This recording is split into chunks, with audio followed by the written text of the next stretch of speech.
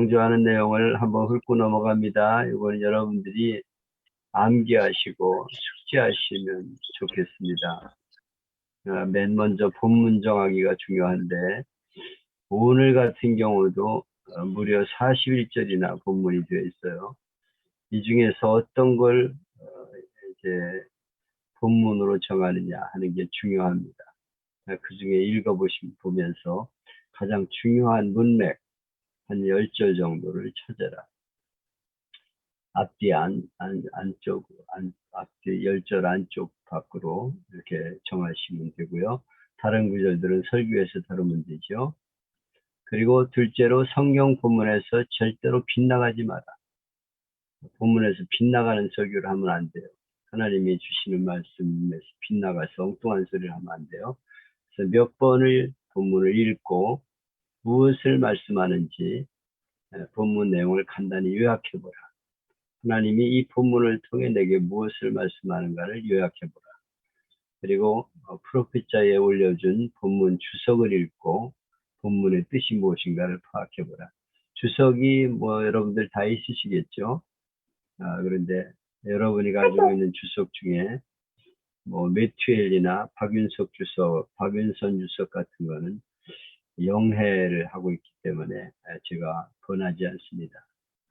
자기가 받은 은혜를 거기다가 주석으로 만든 거는 그 사람의 얘기이기 때문에 별로 참고할 게 못 돼요. 여러 가지를 종합한 주석을 보셔야 합니다. 헬세드라든가 요즘 좋은 것들이 좀 나와 있는지 모르겠어요. 제가 목회할 적에는 헬세드가 좋았습니다. 신약에서는 이상근 주석이 아주 잘 되어 있습니다. 아마 이상근 주석은 지금도 아마 어떤 신약 주석과 비교해도 빠지지 않을 거예요. 그리고 세 번째는 원포인트 설교를 하라. 주제를 여러 잡지 말고 하나님 주시는 말씀 한 가지만 향해서 달려가라. 오늘 이따가 잘못된 설교 얘기할 적에 이 얘기는 다시 한번 강조합니다. 넷째는 알기 쉬운 설교를 하라. 초등학교 4학년 이해할 수 있는 설교. 4학년 아이가 예배 참석했다고 생각하고 그 아이가 오늘 설교가 뭐였다 이렇게 얘기할 수 있는 그런 쉬운 설교. 제가 지난번에 말씀을 드렸죠.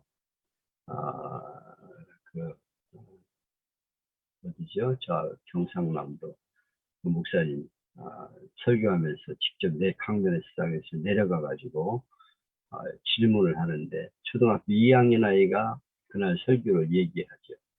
오늘 목사님 설교가 뭐였다 이렇게 얘기하고 있는데 이런 설교를 하셔야 됩니다. 딱 알아듣는 설교. 그리고 재미있는 설교를 하라. 영양가를 갖춰야 맛있어야 먹죠. 내가 영양가를 이만큼 많이 갖췄는데 왜 안 먹냐 그러면 안 돼요. 재미있는 설교, 귀에 쏙 들어오는 설교, 또 감동적인 설교를 하라. 좋은 예화나 간증을 통해 감동을 주라. 그리고 삶에 적용하는 설교를 해야 된다. 그 설교를 듣고 어떻게 삶에 적용할 것인가. 적용하지 못하는 설교는 메아리에 불과하다. 그리고 영혼 구원에 초점을 맞추라. 낮 예배는 특별히 처음 교회 나온 사람이 듣고 결단할 수 있는 설교, 구도자에게 초점을 맞추는 설교를 하라. 오늘 설교를 듣는 이 중 마지막 찬스가 될 수 있다는 사실을 기억하라. 그리고 결론을 전도해두라. 하나님이 이렇게 말씀하셨기 때문에 이 말씀을 전하는 것이 교회와 성도의 사명이다. 그리고 하나님 아버지의 마음으로 전하라. 오늘 이 참석한 성도들 중에 상처를 안고 있는 이들, 낙심하는 이들 이런 이들이 있는데 아버지 같으면 어떻게 이 말씀을 자녀들에게 전해줄 것인가 하는 마음으로 전하라. 그리고 설교를 길지 않게 하라. 25분 정도. 오늘 또 잘못된 설교에서 이 문제 다룹니다. 전해야 될 메시지를 쭉 이제 붙이기를 하고요. 복사해서 붙이기를 해놨다가 나중에 정리를 하시면 됩니다. 그리고 제목은 전체를 요약할 수 있는 제목을 선정하라. 잘못된 설교에 대해서 제가 하나씩 말씀을 드렸는데요. 하나님이 빠져나간 설교, 성부, 성자, 성령이 없는 설교, 거룩한 말씀이 없는 설교, 내 얘기를 하고 있는 설교를 하면 안 된다. 왜곡된 하나님의 말씀, 잘못된 하나님의 말씀을 전해서는 안 되고요. 잘못된 성경 해석을 해서는 안 된다. 그리고 목사 자신을 말하는 설교가 되면 안 된다. 하나님의 말씀이 선포되어야 된다. 그리고 목사의 착각적 과신, 내가 설교를 잘하는 것으로 착각하면 안 된다. 외식하는 목사의 설교, 나는 이렇게 못 살지만 당신들이 이렇게 사시오 하는 식으로 삶이 따라가지 못하는 설교를 하면 성도들이 비웃습니다. 그리고 자기를 주님과 선지자로 말하는 설교, 마치 자기가 선지자가 된 것처럼 주님인 것처럼 그렇게 말하는 설교, 그리고 목회의 수단과 방편으로 이용되는 설교, 자꾸 목회하는 수단으로 이용하는 설교를 하는 경우가 있어요. 특히 부흥사들이 많이 이런 설교를 하고 있습니다. 헌금 많이 거둬들이는 설교, 뭐 건축에 대한 설교, 이런 수단과 방편으로 이용되는 설교가 되면 안 됩니다. 그리고 발전 없는 목사의 설교, 발전해야 나가야 됩니다. 항상 발전이 없고 제자리 걸음하는 설교를 해서는 안 됩니다. 현실성이 없는 설교, 뜬구름 잡는 얘기를 하면 안 돼요. 그리고 연설 같은 설교, 목소리를 이상하게 한다든지 마치 연설하는 것처럼 그렇게 설교하지 말고 자연스럽게 대화하는 식으로, 그리고 너무 긴 설교를 해서는 안 된다. 그런 말씀을 드렸고요. 오늘은 14번째, 주제가 많은 설교. 목사들은 설교에 욕심을 갖죠. 하나님 말씀을 전하되 많은 것을 충분히 잘 전하려고 하다 보니까 설교가 너무 주제가 많아져요. 이런 생각은 좋은 것 같지만 사실 안 그래요. 한 설교의 주제를 몇 개씩 설정하고 설교를 하면 듣는 사람들이 혼란스러워하고 무슨 말을 하는지 종잡을 수 없게 해서 머리 아파합니다. 목사가 설교에서 무엇을 말하는지 모르게 돼요. 예를 들면 요한복음 3장 16절에는 성경 말씀의 모든 중요한 진리가 함께 들어있어요. 하나님이라는 말은 신론이고 세상의 의라는 말은 인간론. 이처럼 사랑하사 독생자를 주셨으니 이건 기독론. 이는 저를 믿는 자마다 이거는 교회론. 그리고 멸망하지 않고 영생을 얻으리라 구원론입니다. 근데 우리가 알다시피 신론, 기독론도 얼마나 범위가 넓고 심오합니까? 근데 목사가 이 말씀을 본문으로 선택해서 설교할 때 모든 것을 한꺼번에 다 말하려면 무엇을 말하는 것인지 알 수 없는 혼란에 빠집니다. 이게 주제를 여러 개 잡으면 안 된다는 걸 꼭 명심하셔야 돼요. 이 말씀에서 한 가지만 설명하고 설교하기도 사실 쉽지 않아요. 회중석에 앉아있는 사람들은 목사가 설교에 너무 많은 얘기를 하고 있다고 불평하고 있어요. 그래서 그들은 자기들에게 주어진 많은 사상들이 너무 복잡해서 내 삶과 연결시킬 수가 없어요. 설교의 주제는 한 가지만 가지고 하라. 두 가지도 많고 세 가지는 혼란하고 네 가지는 무슨 소리인지 알아들을 수 없는 설교가 됩니다. 머리가 아파서 설교를 들을 생각을 못하게 해요. 제가 늘 강조합니다. 한 가지 주제를 가지고 달려가라. 하나님은 오늘 내게 무슨 말씀을 하시는지 그 주제만 가지고 해라. 그리고 15번째는 대지와 소지가 많은 설교. 뭐 20분, 25분 동안 설교하는데 대지와 소지가 많으면 혼란스러워지죠. 설교하는 목사는 설교를 질서 있고 알아듣게 하기 위해서 대지와 소지를 설정할 수 있지만 그건 원고에만 있어야 돼요. 첫째, 둘째, 셋째 이렇게 하면 설교 듣는 사람은 설교 내용보다 대지와 소지 숫자를 세는데 신경을 써요. 언제 끝나지? 아이고 이제 두 번째네. 세 번째구나. 언제 끝나지? 이렇게 생각하게 돼요. 그러니까 설교할 때는 대지 소지를 말하지 않고 물으듯이 설교를 해서 앞뒤 말씀이 잘 연결되도록 해야 됩니다. 대지는 많으면 세 가지, 적으면 한 가지만 해도 좋아요. 특히 대지 가운데 소지를 나누고 그것도 모자라서 소소지를 나누어 설교하면 정말 설교하는 사람이나 듣는 사람이나 혼란스러워서 나중에는 무엇을 말하는지도 모르게 되고 말게 됩니다. 이렇게 혼란스럽게 대소지를 나눈 설교가 있어요. 유명한 척스미스 설교문이 그런데요. 이 목사님은 설교할 때 대지 소지를 전혀 말하지 않습니다. 첫째로, 둘째로 이런 말 전혀 하지 않아요.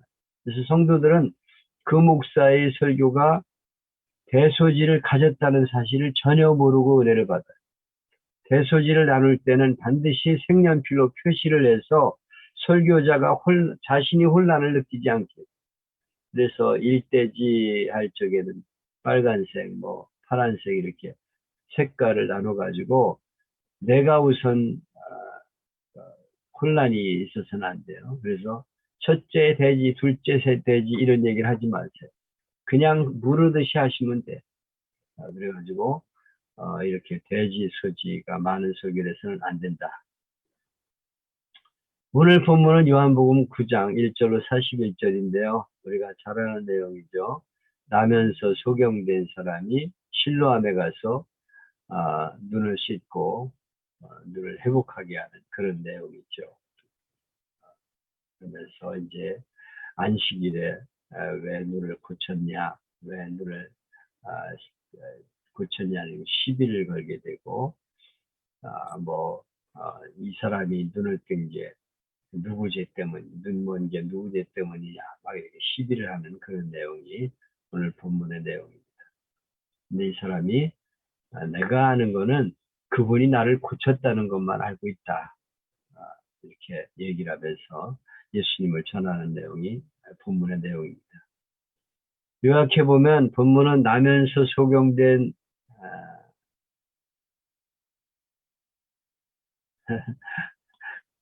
이건 잘못됐어요.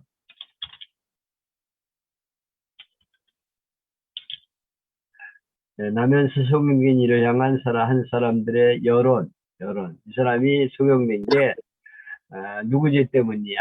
이렇게 서로 이제 막 떠들고 있죠. 이에 대한 예수님의 반응이 기록된 소중한 말씀입니다. 뭐 이 사람이 누구 죄냐? 뭐 이런 거 가지고 자꾸 얘기를 하고 있는데 예수님은 뭐라고 말씀하시는가 하는 데 대한 내용이 이 안에 기록되어 있어요. 빛으로 이 땅에 오신 예수님이 이 실로암 이 소경된 사람에서 메시지의 주제입니다. 이 사람이 빛을 찾게 되었다는 거예요. 그래서 실로암 못에 보내서 눈을 열고 예수님을 전하는 사명자로 삼으시게 되죠. 우리도 영적인 소경에서 눈을 열어 빛을 보게 하신 예수님을 전하는 사명자로 살아야 되겠다. 여기 이 사람은 육체의 눈을 열었지만은 우리는 사실 영적인 소경들이에요. 예수님을 통해서 빛을 발견했으면 그 빛을 전하는 사명자가 되어야겠다는 것이 이 본문의 요약입니다. 제가 이 본문을 가지고 설교를 작성하면서 고민을 많이 했어요. 무엇을 주제로 해가지고 어떻게 설교를 전개할 것인가 하는 거 가지고 상당히 고민을 많이 한 설교문이 오늘 본문의 내용인데요. 여러분이 한번 같이 생각하시게 되겠습니다. 아래 제가 작성한 설교 한 편과 여러 목사님들의 설교를 몇 편을 실어봅니다. 저는 1절로 7절을 본문으로 잡아가지고 빛을 찾은 사람 이런 제목으로 작성을 했습니다.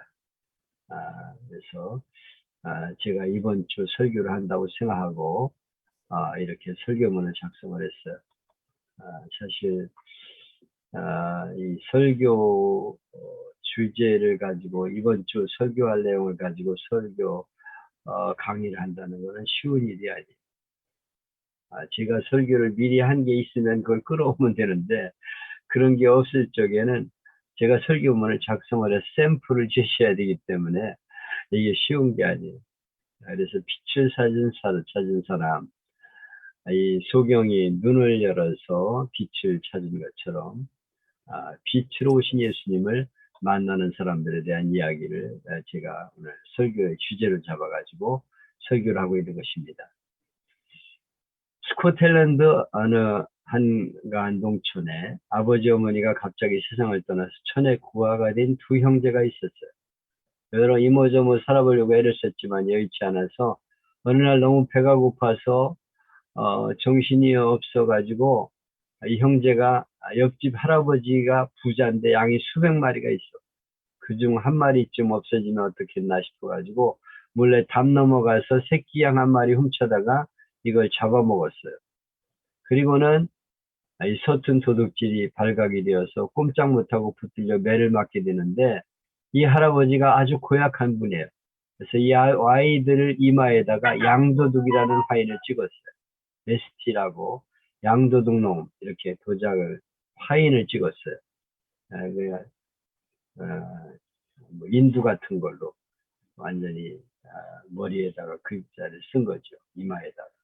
동네 사람들도 너무했다 이랬지만 하여튼 이 아이들은 점점 자랍니다.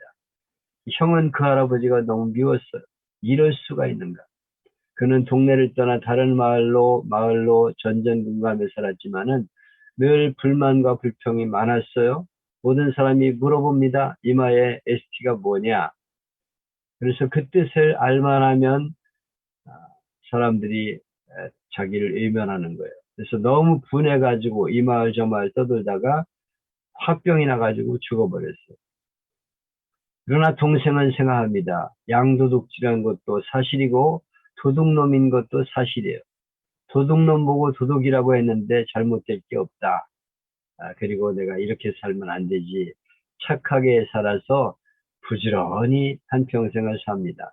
나이가 들고 그는 부자가 되었어요. 아이들을 사랑해서 동네 아이들이 할아버지 댁에 모여서 할아버지 사랑을 받고 할아버지와 장난을 치며 놉니다. 아이들은 이 할아버지가 너무 고마웠어요.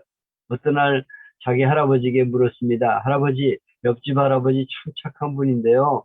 이마에 ST라는 두 글자가 새겨 있는데 그게 무슨 뜻인가요? 이 할아버지는 다 알아요. 왜 그게 무슨 글자인지. 그렇지만 이렇게 대답을 해줍니다. 너희들도 보는 바와 같이 그 할아버지는 참 좋은 분이지. 그러니까 세인트라는 글씨야. 성자라는 뜻이다. 성자의 첫 글자와 마지막 글자가 ST인데 성자라는 뜻이 아니겠냐 이렇게 말해요.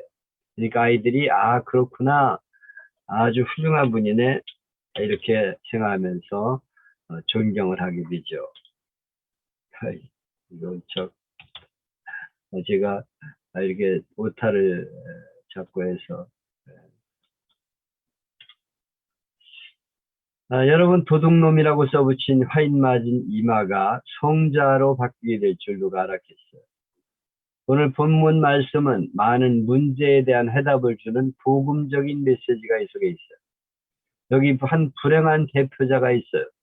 그는 아마도 불행한 사람 중에 가장 불행한 대표적인 사람입니다. 왜냐하면 그는 태어나면서부터 시각장애자예요. 시각장애자가 나는 제일 불쌍하다고 생각해요. 여러분 어떤 사람 불쌍한지 모르겠는데 앞을 못 보고 살아가는 사람이 제일 불쌍한 사람이 아닌가 그런 생각을 해봅니다. 여러분이 한번 하루만 눈을 감고 살아보세요. 얼마나 힘들겠는지. 근데 이 사람이 나이가 40이 넘었어요. 그는 길거리에서 얻어먹는 사람입니다. 자, 이제 이 불안한 사람 한 사람을 놓고 생각해보면 본인에게 잘못이 없어요. 누구에게 책임을 물어야 됩니까? 나면서부터 시각장애인데 누구 때문에 이렇게 된 거예요? 책임이 누구에게 있는 것이죠? 분명한 건 자기 잘못이 없어요. 그리고 두 번째 이유를 몰라요. 왜 내가 이렇게 시각장애가 됐는지, 부모가 잘못한 건지, 세상이 잘못된 것인지 모릅니다. 여하튼 그는 내가 다 고난당하는 이유를 모르고 있어요. 또 한 가지는 미래에 대한 보장이 없어요. 이렇게 불행하게 출발해서 한평생 불행하게 살아갈 뿐입니다. 유명한 철학자의 말 중에 이런 말이 있어요. 살아갈 이유를 알고 있는 사람은 어떻게든 살아갈 수 있다. 근데 이 사람은 살아갈 이유를 몰라. 왜 살아가야 되는지. 아무리 생각해도 살아야 될 이유가 없어요. 그래도 살아가고 있어. 가장 불행한 사람입니다. 고통이라는 현실이 있습니다. 그리고 과거를 모르고 미래의 보장도 없어요. 여기에 하나 더 있는데 그것은 사람들의 평가입니다. 사람들은 수근수근해. 도대체 저 사람이 당하는 고난이 누구 죄 때문이냐? 자꾸 그러고 있는 거예요. 이게 참 괴롭습니다. 그들은 이것을 신학적 토론의 주제로 삼았어요. 오늘 성경에 보는 대로 네 죄 때문입니까? 본인의 죄입니까? 부모 죄입니까? 왜 이 사람이 불행해졌습니까? 까닭을 묻는 거예요, 자꾸. 자기들끼리 얘기하면서 이 사람이 이렇게 소경된 게 누구 때문이냐 이거 자꾸 토론의 주제로 삼고 있어요. 자, 불행한 사람을 앞에 놓고 이게 할 말입니까? 얼마나 역겹고 고통스러운 비난입니까?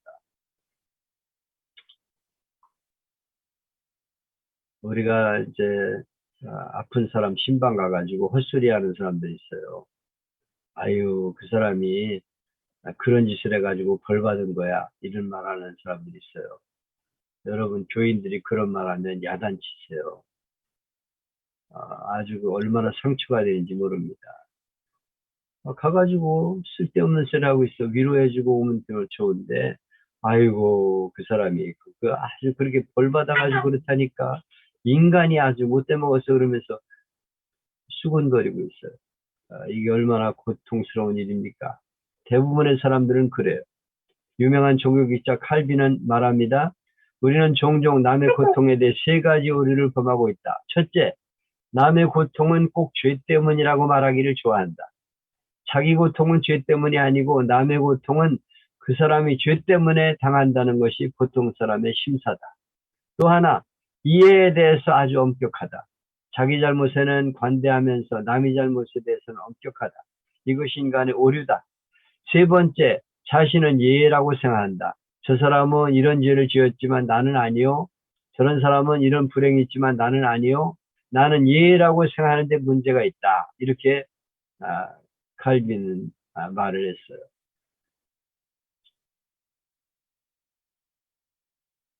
오늘 본문을 자세히 보면 저들은 구체적인 대책은 없고 무익한 논쟁을 벌입니다. 부모 죄이냐, 본인의 죄이냐, 본인의 죄라면 나기 전에 무슨 죄를 지었겠습니까? 부모의 죄라면 이 사람이 너무 억울하잖아요. 이런 토론을 끊임없이 벌입니다. 특별히 유대 사람들은 모든 고난은 죄 때문이다 이렇게 생각했어요.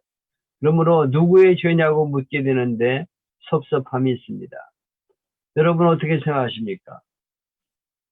어떤 사람이 고난을 당할 때 누구 죄 때문에 그렇다고 생각하세요? 이유 없이 당하는 고난에 대해서 여러분 어떻게 생각하십니까? 골로새서 1장 25절에 보면 사도 바울은 내게 주신 경륜을 따라 내가 사도가 되었노라 이렇게 말하고 있어요. 그가 오늘 이렇게 사도가 된 것은 하나님의 경륜이었다. 하나님의 뜻 안에서 내가 사도가 되었다고 말하고 있어요. 사회적이고 국가적이고 우주적인 것만이 아니라 개인 하나를 통해서도 내게 임한 하나님의 경륜, 큰 시나리오 속에 내가 오늘 살고 있다는 것입니다. 예수님은 그것을 보고 계세요. 이 사람을 통해서 이루고자 하시는 경륜이 있다. 하나님이 하시고자 하는 일이 있다. 특별히 오늘 본문 말씀에 중요한 것은 이 사람의 불행의 원인을 과거에서 묻지 않고 미래에서 해답을 얻고 있다는 것입니다. 자, 누구 때문입니까? 사회 때문입니까? 정치 때문에? 부모 때문입니까? 본인 때문입니까? 이것은 전부 과거예요. 예수님은 말씀합니다. 하나님의 하시고자 하는 일을 나타내기 위해서. 앞의 일을 위해서 오늘 이 사람이 이렇게 소경으로 살아가고 있다. 이렇게 말하고 있어요. 아주 중요한 메시지입니다. 여러분, 우리는 과거에 매입니다. 무엇 때문에, 누구 때문에, 누구 죄 때문에, 부모 죄 때문에. 이제 제발 그런 말 하지 마세요. 지혜로운 사람은 이 현실을 통해서 앞으로 무엇을 얻을 것이냐, 거기에 해답을 갖고 있는 것임을 명심해야 합니다. 오늘 본문에서 보는 바와 같이 높은 경륜을 생각해야 합니다. 하나님의 내게 향하신 운명, 그것을 깨닫는 순간 새로운 세계가 열리고 고난이 새로운 기회가 되게 되는 것입니다. 그리고 높은 차원에서 하나님의 영광을 드러내게 되는 것입니다. 예를 들어 요셉은 17살에 형님에게 형님들에게 팔려서 노예 생활을 합니다. 노예 생활을 하게 되는 것만이 아니고 감옥에 가게 됩니다. 그리고 13년 동안 고통을 당해요. 그러나 그가 총리 대신이 하면서 가정을 구원하고 민족을 구원하고 영광을 얻게 돼요. 이 사람이 누구 죄 때문에 이렇게 된 것입니까? 자기 죄 때문입니까? 부모 죄 때문입니까? 아니에요. 하나님의 경륜 속에 일어난 일들입니다. 여러분 깊이 생각해야 합니다. 주시는 해답이 여기 있습니다. 여기 눈이 먼 이 사람이 예수 그리스도와 만나요. 이 사람이 지금 예수님과 만남으로써 새로운 인생이 펼쳐지게 되는 것을 강조하고 있는 거예요. 이 사람과 예수님이 만날 때 역사가 이루어지는 것입니다. 하나님이 하시고자 하는 일을 이루고 있어요. 저는 이 시각장애자의 믿음을 높이 평가하고 싶습니다. 아시는 대로 시각장애자는 귀가 밝아요. 청각이 예민합니다. 저기서 말해도 알아듣는 사람이 시각장애자예요. 보통 사람보다 몇 배나 예민합니다. 보지는 못하는 대신 잘 들어요. 옆에서 시비하고 있는 얘기 다 듣고 있었습니다. 누구 죄 때문입니까? 부모 죄 때문에, 본인의 죄 때문에, 이런 말들에서 이 시각장애자가 저였다면 가만히 안 있을 거예요. 야, 너희들은 죄인이 아니냐? 어째서 시비를 벌이는 거야? 한바탕 화를 내고 싶죠. 그러나 이 사람은 아무 말하지 않아요. 그는 예수님 앞에 나가서 내 눈 좀 뜨게 해주세요. 이런 말도 하지 못합니다. 근데 예수님께서 그를 향해서 이상한 일을 하고 계십니다. 보통은 눈을 만지면서 눈을 뜨라고 하시는데 오늘은 그게 아니에요. 힘을 뱉더니 흙에다 이겨가지고 눈에다가 탁 바릅니다. 아니, 시각장애자의 눈은 눈도 아닙니까? 먼지만 들어가도 아픈데 거기다 침을 뱉어서 진흙을 이겨 넣으면 어떻게 하겠다는 거예요. 참는 마음이 대단하죠. 이렇게 해놓고는 당장 눈을 뜨라고 하지도 않고 실로암에 가서 씻으라. 씻으면 어떻게 된다는 말씀도 안 하셔. 근데 그는 지팡이를 들고 실로암까지 갑니다. 아무 말 없이 가요. 가면서 무슨 생각했을까 궁금합니다. 오늘 일진 사납구나. 돈 한 푼 번 게 없는데 이게 무슨 꼴이람? 그래도 이분이 귀한 분이라는데 여하튼 가보자. 그리고 실로암까지 가서 자기 손으로 눈을 씻고 눈을 떴어요. 그 믿음이 위대한 믿음입니다. 그는 불합리한 것이지만 참았어요. 의심도 극복했습니다. 오직 믿음으로 위대한 순종을 하고 눈을 뜨게 되었어요. 세상을 살면서 가장 불편한 인생을 살아가는 분이 있다면 아마 시각장애인들일 것입니다. 아무것도 볼 수 없다는 사실은 인생의 가능성을 빼앗고 인생의 모든 활동을 마비시켜버립니다. 대부분 중도 실명인들은 실명하게 되면 인생을 자포자기하는 모습을 보입니다. 실명은 분명 인생의 비극입니다. 삼중고의 인생을 살던 헬렌 켈러 여사는 그녀의 자서전에서 들을 수 없다는 것보다 말할 수 없다는 것보다 더 큰 고통은 볼 수 없다는 고통이다. 아, 내가 오직 사흘만 볼 수 있다면 이라는 글을 남겼어요. 그러나 그녀는 후에 앤 설리번 선생의 도움으로 마음의 눈을 뜨게 된 후 이런 고백을 남깁니다. 내 육체의 눈을 잃어버림보다 더 큰 비극은 마음의 눈을 잃어버리는 것이다. 앞을 보지 못하는 것보다 더 큰 비극은 미래를 보지 못하는 것이다. 그랬어요. 그렇습니다. 육체의 눈보다 중요한 것은 마음의 눈, 영혼의 눈을 뜨는 거예요. 눈을 떠서 예수님을 바라보고 천국을 바라볼 때 인생 최고의 복을 누리게 되는 것입니다. 어느 추운 겨울날 자동차 도시로 유명한 곳에 정비공한 사람이 차를 몰고 아침에 직장으로 나가고 있었는데 자동차가 고장이 났어요. 추운 겨울 차를 길 옆에 세운 채 한참 고치려고 애를 써도 고치지를 못해. 정비공인데 못 고치고 있어요. 근데 세단 하나가 지나가더니 노신사가 옆에 다가와서 좀 도와드릴까요? 이렇게 물었어요. 속으로 이 정비공이 무슨 생각을 했을까요? 참, 내가 고치지 못하는 차를 누가 고쳐? 이렇게 말하지 않겠어요? 근데 이분이 잠깐 차를 만지더니 시동을 걸어보세요. 그래. 그래서 걸었더니 시동이 걸리는 거예요. 그래서 얼마나 놀랐겠어요? 인사를 하면 선생님 죄송하지만 저남이 누구신지요? 그랬더니 명함 한 장을 건네는데 그 명함에 헨리 포드 이렇게 써 있었습니다. 그 자동차를 설계하고 만든 사람이었어요. 나를 만드신 분이 나를 고칠 수 있지 않겠습니까? 지금 이 소경을 만지시는 손길은 바로 창조주의 손길이에요. 그는 지금도 동일하신 창조의 능력으로 지금도 사랑의 연면으로 우리를 만져주시는 분입니다. 지금도 동일하신 그분이 저와 여러분을 만지고 계신다면 아직 우리의 미래가 보이지 않아도 우리는 감사해야 될 것입니다. 그는 우리를 보게 하시는 분입니다. 왜냐하면 그는 빛이시기 때문에. 보게 하는 일, 그것이 그가 이 땅에 오신 목적이기 때문이에요. 그는 이 일을 위해서 아버지께로 보냄을 받았습니다. 4절에 보면 나를 보내신 일을 하여야 하리라. 예수님이 왜 세상에 오셨습니까? 하나님이 보내신 일을 하게 하기 위해서, 빛을 주기 위해서 이 세상에 오셨어요. 그리고는 소리경에 말합니다. 실로암 못에 가서 씻으라. 왜 해필이면 실로암이었을까요? 여기 7절은 실로암의 뜻을 밝힙니다. 보냄을 받았다 하는 뜻이라고. 실로암이 치유한 게 아니에요. 보냄을 받아오신 예수님이 치유한 것입니다. 이 소경이 한 일은 예수님의 말씀에 순종한 것밖에 없어요. 그의 말씀을 믿고 순종했더니 눈이 열린 것입니다. 새하늘과 새 땅이 보이기 시작한 거예요. 새로운 세상이 열리게 된 것입니다. 새 인생이 보이게 된 거예요. 그가 다시 어둠으로 돌아갔을까요? 그가 다시 구걸을 했을까요? 아니요, 그럴 수 없습니다. 그는 이제 간증하는 사람이 되었습니다. 빛을 증거하는 자가 되었어요. 내가 다른 건 몰라도 한 가지 아는 것은 내가 이분 때문에 새로운 세상을 보게 되었다고 고백하고 있어요. 존 뉴턴은 경건한 그리스도인 어머니의 아들로 태어났습니다. 뉴턴의 어머니는 많은 기도와 눈물로 아들을 돌보면서 그를 목사가 되게 하기 위해서 애를 썼는데 뉴턴이 6살 때 하나님 부름을 받아 소천해요. 그의 아버지는 뱃사람이었는데 어머니가 죽자 다음에 바로 재혼합니다. 그때부터 뉴턴의 행실은 비뚤어지기 시작합니다. 그는 11살 때부터 아버지를 따라 항해를 하게 되는데 뱃사람들이 아주 나쁜 짓들을 많이 해요. 그들의 영향을 받아가지고 성격이 거칠고 방탕한 삶을 살게 되었습니다. 그는 그 후에 감옥을 저질러 감옥에 갇히기도 하고 나중에 구제불능의 인간이 되어서 사회에서 격리되어 일평생 노예선을 타고 다니는 신세가 되었어요. 그런데 놀라운 것은 세상은 그를 버렸지만 하나님은 그를 버리지 않으셨습니다. 어머니의 눈물의 기도가 헛되지 않았어요. 이 아들을 목사로 만들겠다. 그리고 신앙으로 길러보려고 애를 쓰다가 6살 때 돌아가셨지만 어머니의 눈물의 기도가 헛되지 않았어요.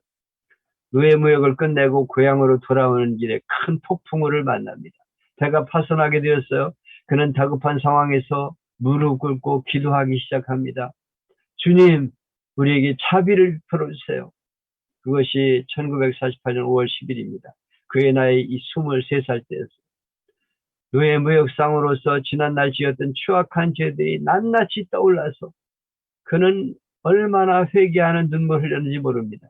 그가 흘린 회개의 눈물은 휘몰아치는 폭풍보다도 더 격정적이었어요.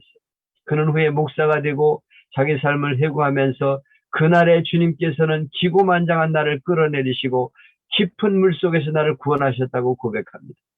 그는 추악하고 더러운 범죄 가운데 자기를 구원하신 주 예수 그리스도의 은혜를 기초하여 여기 우리나라 지금 찬송은 305장이에요. 305장 나 같은 죄인 살리신 어메이징 그레스의 찬송을 쓰게 되었습니다. 이 찬송은 지금 전 세계 그리스도인들에게 가장 많이 불려지는 찬송이죠. 나 같은 죄인 살리신 어메이징 그레스. 주 은혜 놀라와 잃었던 생명 찾았고 광명을 얻었네. 캄캄한 암흑 세계에서 영혼의 눈이 열려 그를 구원하신 예수님을 바라보고 그분을 찬송하게 된 것입니다. 여러분, 우리가 많은 어려운 일을 당합니다.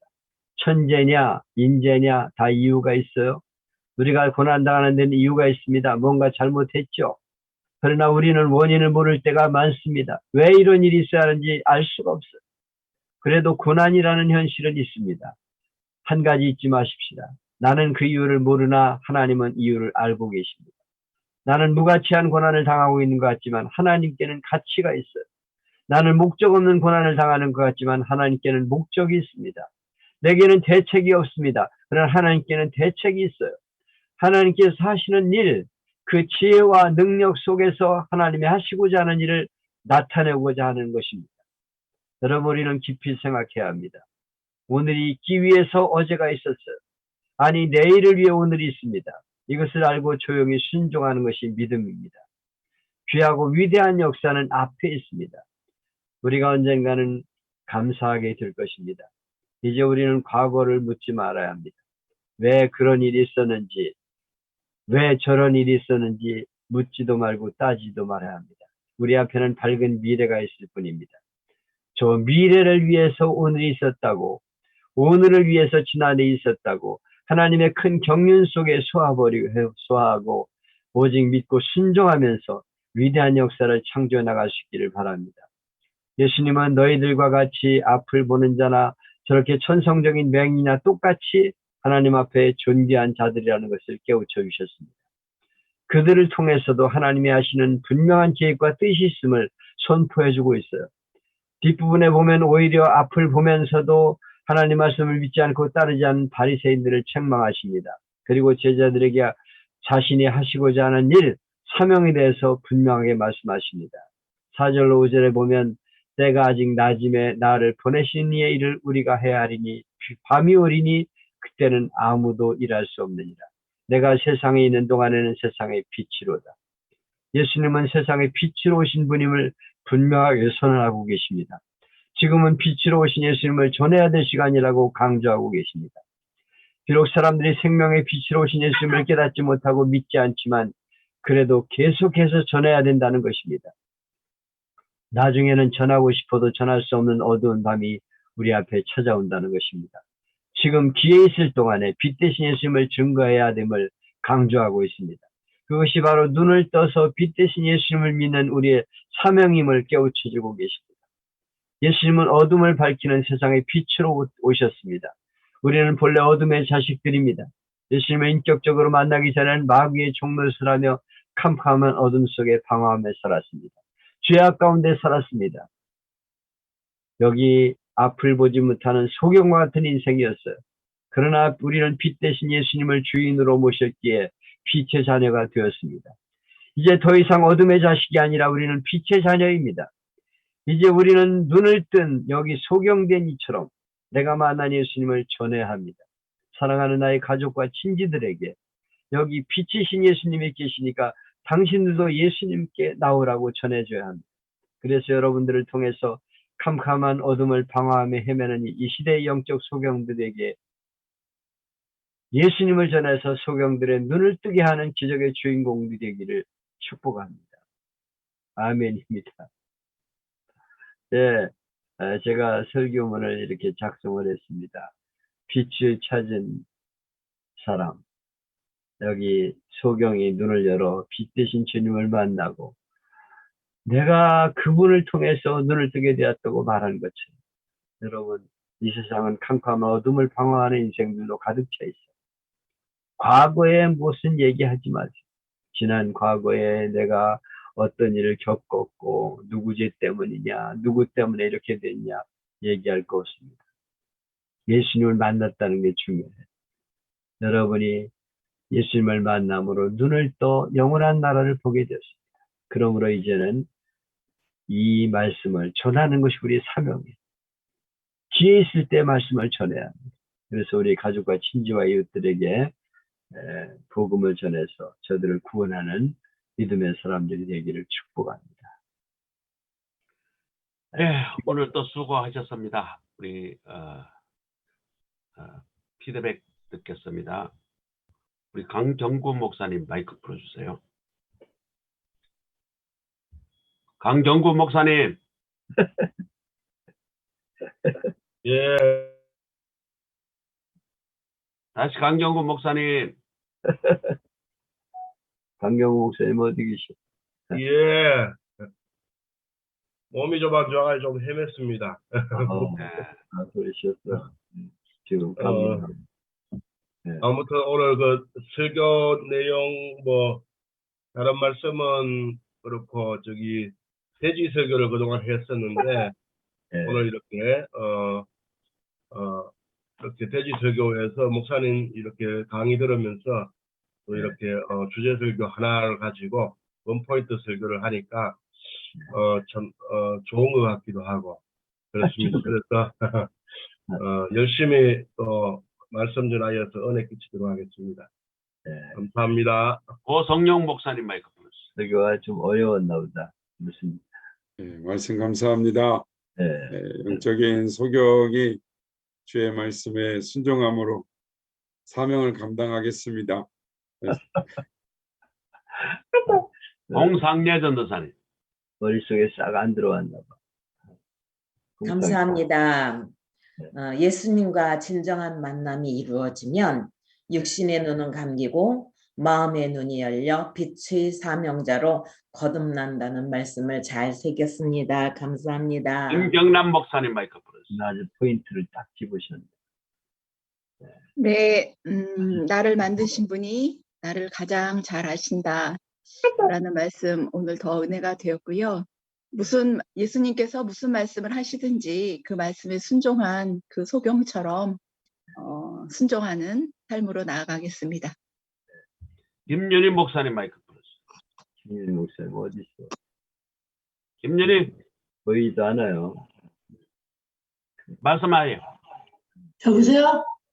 말씀하라고. 돼요? 잘 돼. 아유, 늦잠 자가지고요. 근데 저도 이제 말씀 전할 기회가 얼마 남지 않았다. 나는 오늘 아침에 감사해야 되겠다. 눈을 보니, 사물을 보니 얼마나 감사합니까? 저는 감사하는 사람 들어가세요. 만들겠습니다. 김민순 목사님 마이크 풀어주세요. 오늘 저 강의 들었나 모르겠다. 김희순 목사님.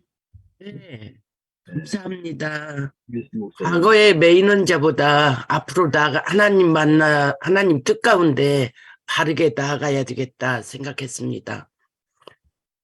김주희 목사님. 야, 김주희 목사님. 이렇게 보니까 반갑네. 마이크 풀어, 마이크. 안 보이는데. 네, 반갑습니다. 장여수 하나님 차를 포도가 고치듯이 우리 하나님이 고치신다는 말씀을 많은 은혜 받았습니다. 감사합니다. 우리 김 목사님은 거기 기도원에서 좀 말씀 전할 기회가 있어요? 네, 이제 목사님이 세 사람이 직원이니까 네. 돌아가면서 돌아가면서 이제 말씀 전하세요. 네, 잘 돼. 말씀 자꾸 전해야 돼. 네. 우리 감사합니다. 김주희 목사님은 천보산 기도원에 그래요. 지금 여기에서 도우미를 지금 봉사하고 있습니다. 나오고 계시. 거기서 상담 전문 우리 상담사로서 예. 거기서 활동하고 있습니다. 혹시 천보산에 갈 일이 있으면 우리 김주희 목사님에게 연락하시면 편의를 볼 수 있습니다. 박미숙 전도사님 마이크 풀어주세요. 네, 목사님 오늘 말씀 감사합니다. 네.